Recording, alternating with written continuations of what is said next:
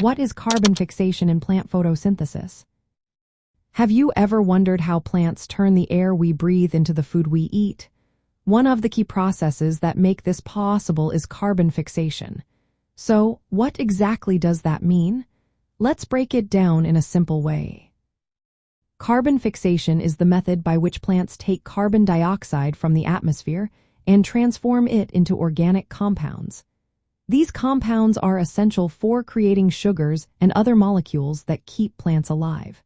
This process is a vital part of photosynthesis, where plants use sunlight to produce energy-rich food. In photosynthesis, carbon fixation happens during the light-independent reactions, commonly known as the Calvin cycle. This cycle occurs in the stroma, which is the fluid-filled area inside chloroplasts. Chloroplasts are the specialized parts of plant cells that handle photosynthesis. Now, let's look at how carbon fixation works step by step. First, there is a process called carboxylation. An enzyme named ribulose bisphosphate carboxylase oxygenase captures carbon dioxide and attaches it to a 5-carbon molecule called ribulose bisphosphate.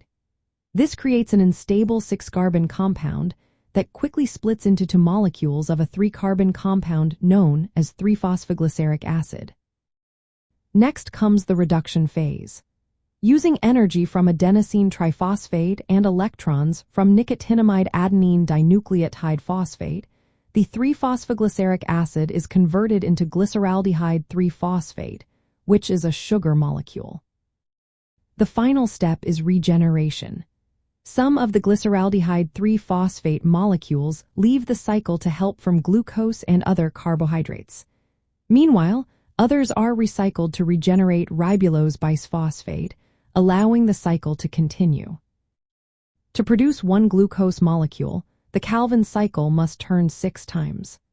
This means it fixes 6 molecules of carbon dioxide and uses a significant amount of adenosine triphosphate and nicotinamide adenine dinucleotide phosphate. Different types of plants have variations in how they fix carbon. For instance, C3 plants use the Calvin cycle directly. In contrast, C4 and Crassulacean acid metabolism plants have additional steps to capture carbon dioxide more efficiently.